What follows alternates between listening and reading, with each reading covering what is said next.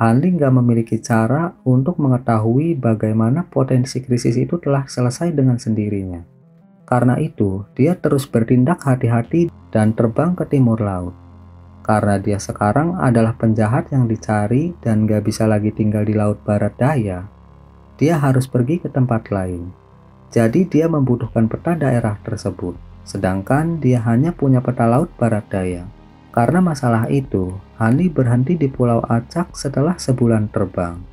Meskipun pulau itu nggak besar, pulau itu berisi kota pasar yang sangat makmur karena lokasinya berada di perbatasan laut barat daya dan wilayah lain. Demi keamanan, Hanli menyembunyikan penampilan dirinya dan jiwa bengkok menggunakan teknik rahasia, bahkan mengenakan jubah. Dengan demikian, selain mereka yang memiliki kultivasi lebih tinggi dari jiwa bengkok, mereka hanya dapat melihat cahaya merah samar dengan indera spiritual mereka. Selama sisa hari itu, Hanli mengisi kembali sejumlah besar bahan dari kota pasar pulau dan membeli banyak catatan kuno yang menyajikan informasi tentang keadaan berbagai wilayah laut bintang tersebar bersama dengan petanya masing-masing. Dia akhirnya menghabiskan cukup banyak uang. Ada sejumlah besar toko di pulau itu yang sangat gembira karena kedatangan seorang pembeli yang begitu hebat. Setelah membeli semua yang dia inginkan, Hanli nggak berani berlama-lama dan meninggalkan pulau kecil itu pada hari yang sama. Sambil duduk di perahu angin surgawinya, Hanli mengeluarkan slip giok satu demi satu dan membacanya dengan cermat. Setelah waktu yang gak diketahui, dia menghela nafas panjang, melemparkan slip giok ke dalam kantong penyimpanannya, dan memasuki perenungan yang dalam. Setelah dengan hati-hati membaca slip giok, Hanli memiliki pemahaman umum tentang laut bintang tersebar. Laut bintang tersebar sangat besar, tetapi nggak ada yang benar-benar tahu seberapa luas mereka sebenarnya. Karena nggak ada yang cukup bodoh untuk mencoba menjelajahi keseluruhannya. Peta laut hanya memetakan sebagian kecil dari laut bintang tersebar. Ini adalah fakta yang diakui oleh semua kultivator laut bintang tersebar. Wilayah laut yang dieksplorasi biasanya disebut sebagai laut bintang dalam. Sedangkan wilayah yang belum dijelajahi dikenal sebagai laut bintang luar. Biasanya ketika seseorang berbicara tentang laut bintang tersebar, mereka sebenarnya mengacu pada laut bintang dalam. Laut bintang luar juga dikenal dengan nama Laut Iblis yang menakutkan dan merupakan rumah bagi binatang iblis raksasa yang tak terbayangkan. Mereka dikatakan gak lebih lemah dari kultivator jiwa baru lahir. Kultivator kelas rendah yang gak berkelana ke laut bintang luar akan menganga cukup lama setelah mendengar itu. Catatan bahkan mengatakan bahwa di zaman kuno, terlepas dari apakah itu laut dalam atau luar, binatang iblis berkuasa dan kultivator terjebak di pulau-pulau kecil dan terpencil. Setelah waktu yang gak diketahui, generasi sebelumnya dari laut bintang tersebar berhasil membunuh binatang iblis satu persatu, membuka jalan bagi pengembangan laut bintang dalam saat ini. Sampai hari ini, negara adidaya bernama Istana Bintang menguasai seluruh laut bintang tersebar. Kekuatan super ini telah ada begitu lama, sehingga bahkan catatan kuno nggak menyebutkan kapan pertama kali terbentuk. Meskipun asal-usul penciptanya nggak pasti, beberapa percaya bahwa Istana Bintang didirikan oleh para tetua kuno yang memusnahkan binatang iblis. Yang lain mengatakan Istana Bintang didirikan oleh pahlawan kuno yang menyatukan laut bintang tersebar pada saat itu. Sementara rumor lain nggak ada habisnya dan sama-sama diperdebatkan. Istana Bintang saat ini telah mendirikan kota bintang surgawi mereka di sebuah pulau besar di tengah laut bintang tersebar. Ada dua penguasa kota yang disebut dengan Sage Bintang Surgawi. Mereka memerintah sekte yang berada di kota bintang surgawi. Kedua penguasa kota itu sangat misterius dan gak pernah meninggalkan kota bintang surgawi atau mengungkapkan diri mereka ke depan umum. Karena itu, gak ada orang luar yang melihat penampilan asli mereka. Namun dikabarkan bahwa kedua sage itu bukanlah kultivator jiwa baru lahir, tetapi makhluk surgawi yang berada di ranah transformasi dewa. Bagaimanapun, petapa bintang surgawi telah terkenal selama hampir 1000 tahun. Gak mungkin kultivator umum bisa hidup begitu lama. Selain Istana Bintang dan Kota Bintang Surgawi, ada 8 wilayah luar dan 4 wilayah dalam di Laut Bintang Dalam. Masing-masing dari 3 pulau terbesar di wilayah tersebut berfungsi untuk mengatur langsung wilayahnya masing-masing. Kota-kota ini dikenal secara kolektif sebagai 24 pulau bintang luar dan 12 pulau bintang dalam. Mereka semua tunduk pada Kota Bintang Surgawi. Adapun pulau bintang tersebar tempat Hanli tinggal, itu adalah salah satu pulau bintang luar Kota Bintang Surgawi. Dengan tambahan banyak pulau-pulau kecil dan pulau-pulau bintang, Istana Bintang benar-benar memiliki otoritas yang cukup besar. Tapi yang paling menonjol adalah Istana Bintang menunjuk Raja Pulau Bintang melalui 2 metode. 12 pulau bintang dalam, masing-masing dikelola oleh 6 orang yang dipilih oleh 2 sage. Adapun 24 pulau bintang luar, Kota Bintang Surga akan menyelenggarakan kompetisi 100 tahun, di mana pemenang terakhir masing-masing akan menjadi penguasa pulau dan menikmati status penguasa regional. Dengan demikian, kompetisi 100 tahun yang diselenggarakan di Kota Bintang Surgawi dikenal sebagai Majelis Pemilihan Bintang. Setiap kali berkumpul, hampir semua kultivator kelas tinggi dari Laut Bintang tersebar berkumpul di kota. Beberapa kultivator datang dengan mimpi menjadi penguasa pulau, sementara yang lain hanya ingin memperluas wawasan atau bersosialisasi. Bahkan ada yang ingin menggunakan kesempatan untuk bertukar pil obat, bahan, seni kultivasi, dan barang sejenis lainnya. Karena itu dianggap sebagai peluang singkat. Kota Bintang Surgawi penuh sesak selama ini. Tetapi bahkan tanpa hiruk-pikuk tambahan dari Majelis Pemilihan Bintang, Kota Bintang Surgawi adalah kota yang hidup, di mana penjahat dan pahlawan tinggal. Terlepas dari larangan bertempur di kota dan pajak batu roh untuk tempat tinggal jangka panjang, Istana Bintang meninggalkan kota sendirian, memungkinkannya menjadi tempat kebebasan di mana para kultivator dari semua tingkatan bisa datang dan pergi sesuka mereka. Adapun para kultivator jahat yang diburu, selama mereka nggak menimbulkan masalah di kota, Istana Bintang nggak akan mengambil inisiatif untuk menangkap mereka. Klan pedagang yang hebat sangat puas dengan lingkungan yang begitu bebas dan memiliki toko yang didirikan di kota sepanjang tahun.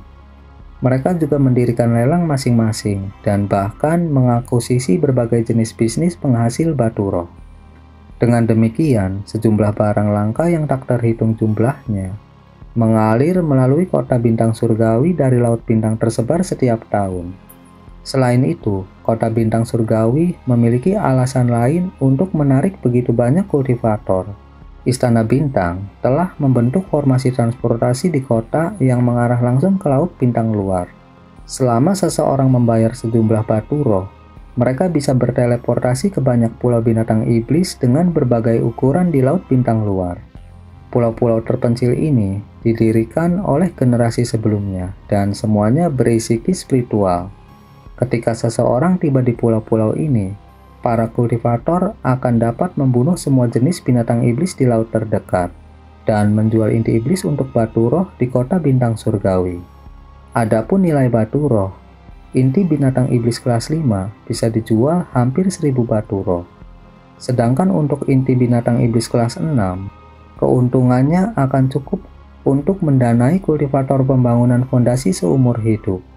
Dengan demikian, sejumlah besar kultivator setiap tahun datang ke Kota Bintang Surgawi untuk menggunakan formasi transportasi. Lagi pula, terbang langsung ke Laut Bintang luar tanpa menggunakan formasi transportasi nggak hanya akan memakan waktu yang sangat lama, tetapi juga akan sangat berbahaya untuk terbang tanpa pemandu seperti lalat tanpa kepala. Dengan pemikiran itu, Hanli memutuskan untuk pergi ke Pulau Bintang Surgawi hampir tanpa pertimbangan. Terlepas dari keamanan atau perolehan inti iblis, dia merasa sangat tertarik pada kota itu. Tentu aja, ada kekuatan lain dengan kekuatan yang berbeda-beda selain dari Istana Bintang di Laut Bintang yang tersebar. Seperti Aliansi Pedagang 4 Kebebasan, Sekte Devil Jam, 3 Sekte Abadi, Pulau Naga Malam, dan seterusnya. Tentu saja, Pulau Zenithin dan 6 istana bersatu adalah kekuatan yang luar biasa juga. Setelah Hanli diam-diam menyortir informasi ini dalam pikirannya, dia mengeluarkan peta laut bintang yang tersebar dan dengan hati-hati melihatnya. Setelah memutuskan tujuannya, Hanli menghembuskan udara, mengubah perahu angin surgawi menjadi seberkas cahaya putih. Beberapa bulan kemudian, cahaya putih melesat melewati udara di atas laut. Hanli berdiri di atas kapal dengan tubuh lelah karena melakukan perjalanan panjang tanpa henti. Perjalanan yang begitu panjang dan melelahkan sebenarnya merupakan pengalaman langka bagi Hanli. Ini karena selama seluruh perjalanannya, dia berusaha mengembangkan teknik perkembangan hebat sambil terbang dengan alat sihirnya tanpa akhir. Sejak awal, multitasking telah terbukti sangat menantang, dan teknik yang membagi kesadaran seseorang untuk mengendalikan banyak boneka tidaklah mudah untuk dikembangkan.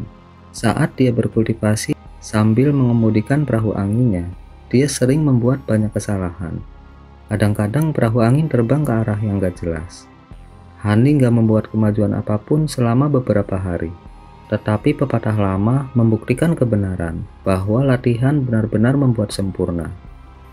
Setelah upaya dan gangguan yang gak terhitung jumlahnya, Hanli akhirnya bisa dengan paksa mengembangkan teknik perkembangan hebat saat terbang.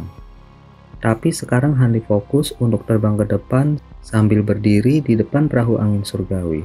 Setengah bulan kemudian, saat Hanli merasa bahwa dia telah dekat dengan kota bintang surgawi, jantungnya bergerak karena kegembiraan.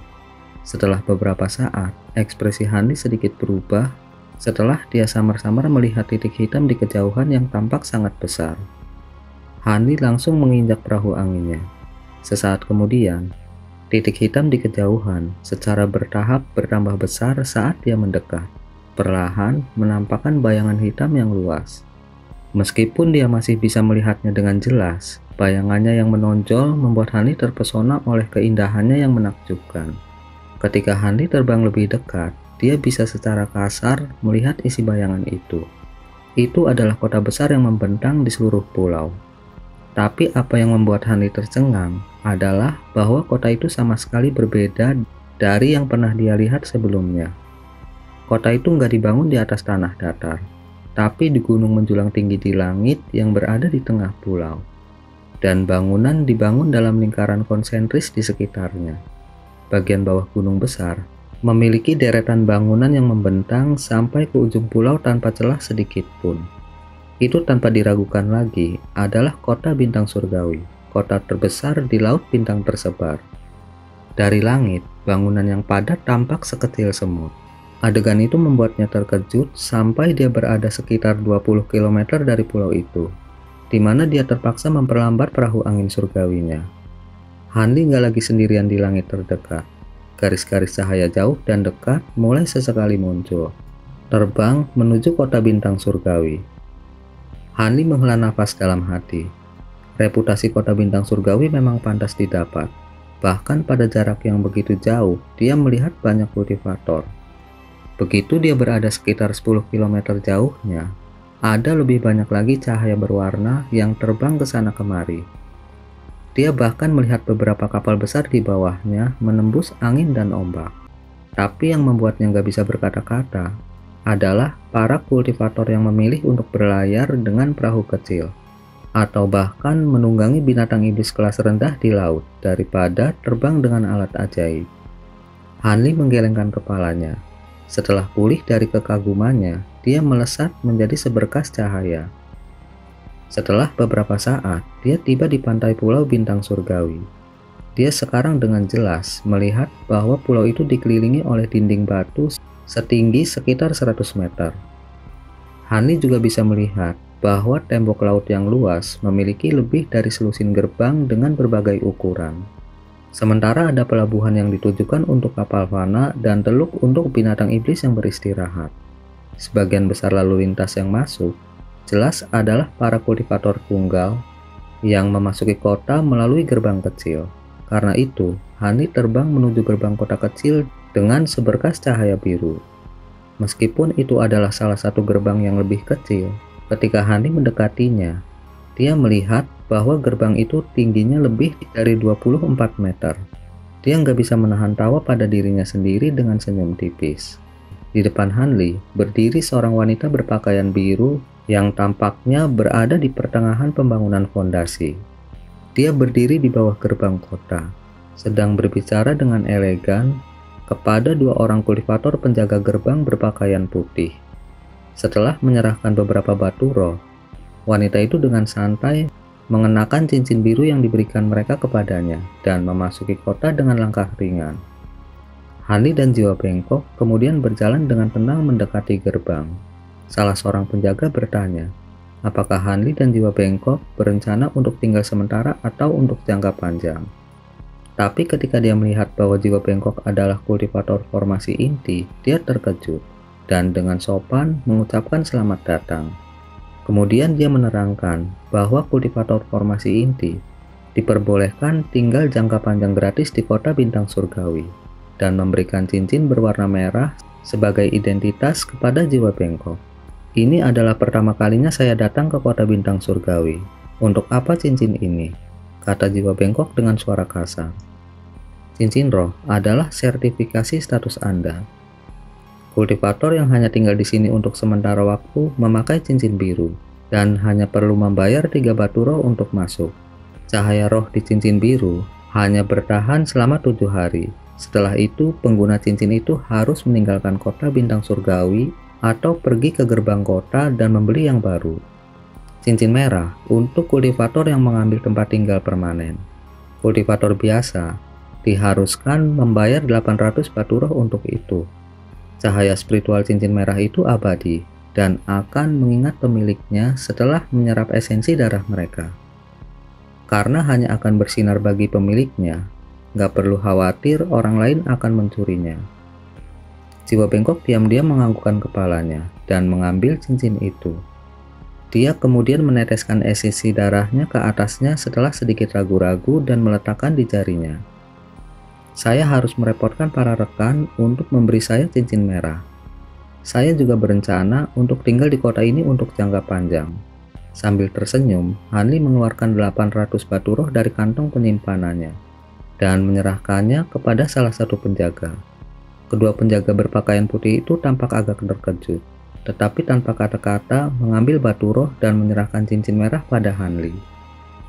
Hanli juga meneteskan esensi darahnya ke cincin dan memakainya sebelum memasuki kota dengan jiwa bengkok.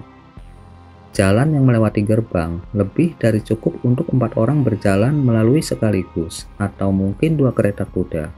Sisi jalannya dilapisi dengan deretan bangunan batu kapur. Dari pandangan sekilas, orang bisa tahu bahwa itu adalah gudang panah dan gak ada yang pantas untuk dilihat.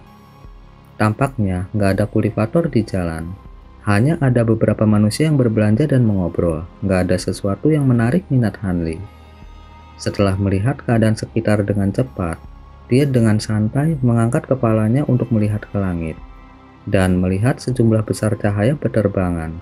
Masing-masing menandakan seorang kultivator terbang tinggi dengan alat ajaib mereka. Kota terbesar di Laut Bintang tersebar sebenarnya nggak memiliki larangan udara. Itu akan membuat segalanya menjadi sangat mudah baginya dan jiwa bengkok. Hanli kemudian mengeluarkan perahu angin surgawinya dan bermaksud untuk lepas landas. Tapi seorang pria kurus dengan kumis miring bernama Luar memanggilnya. Dia menawarkan diri untuk memandu Hanli dan jiwa bengkok yang baru tiba di kota bintang surgawi dengan bayaran 2 batu roh. Hanli pun setuju selama Luar bisa memuaskannya. Dia bahkan berjanji akan memberinya 5 batu roh.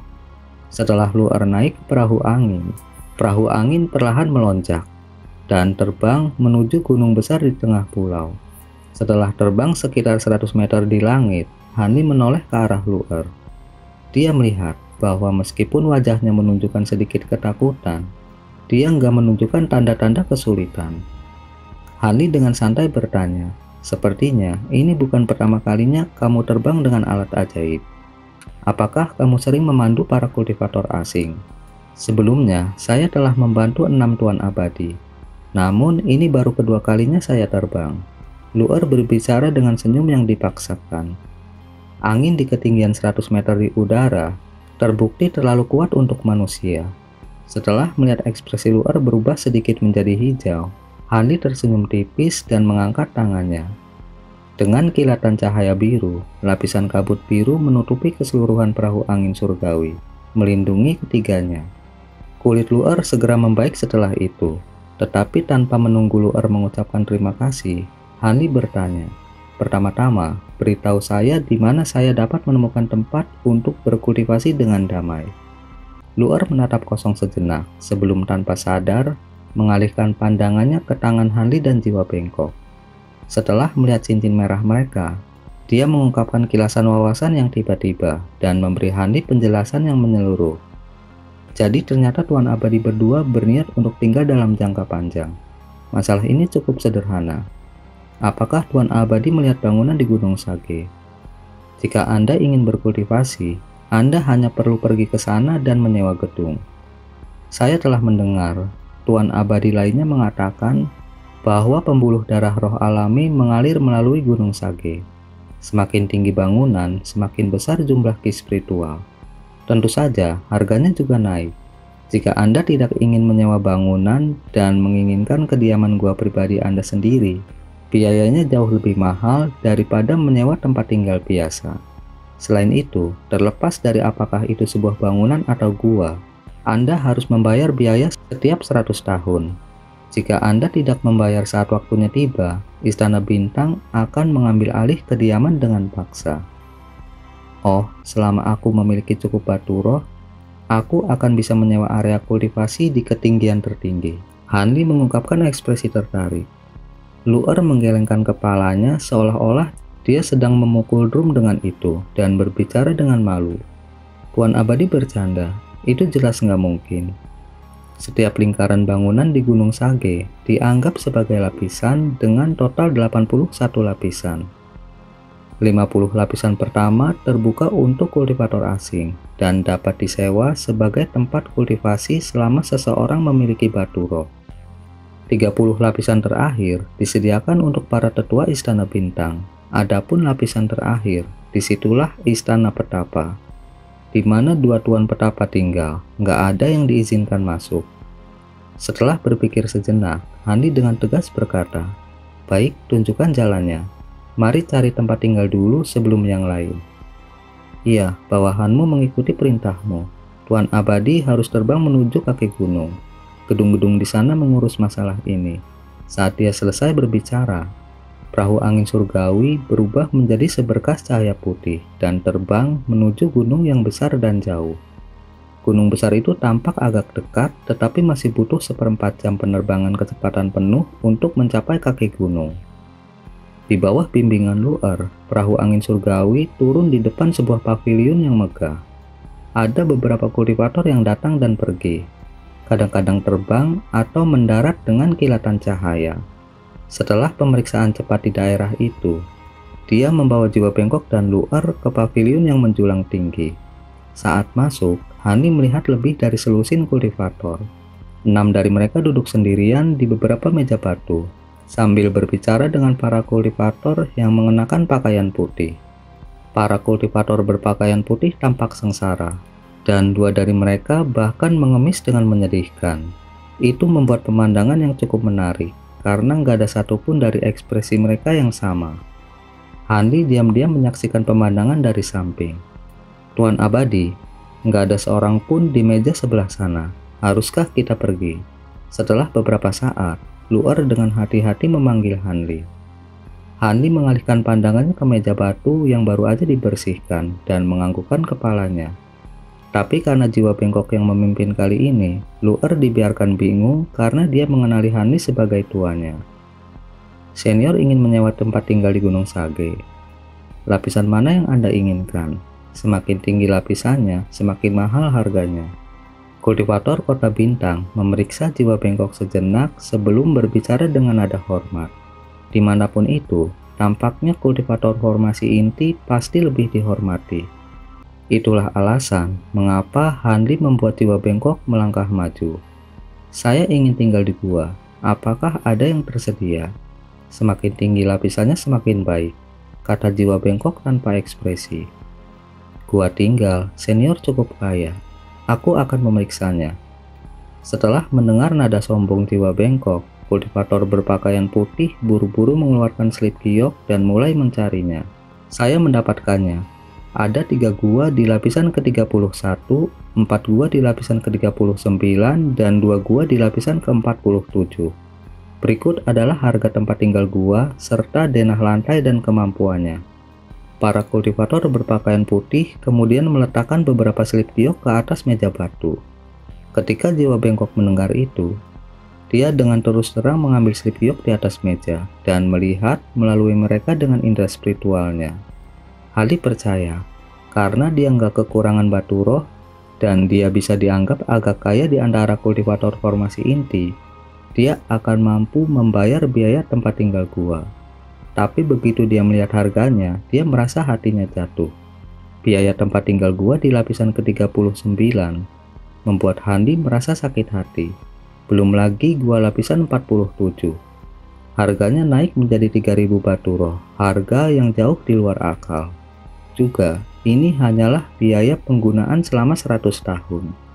Setelah melihat jiwa bengkok menjadi diam, kultivator berbaju putih tampaknya telah menebak apa yang dia pikirkan dan menjelaskan sambil tersenyum. Meskipun kami tidak berani menyebut nadi roh Gunung Sage sebagai yang terbaik di Laut Bintang, tapi nggak diragukan lagi, ini adalah 5 besar.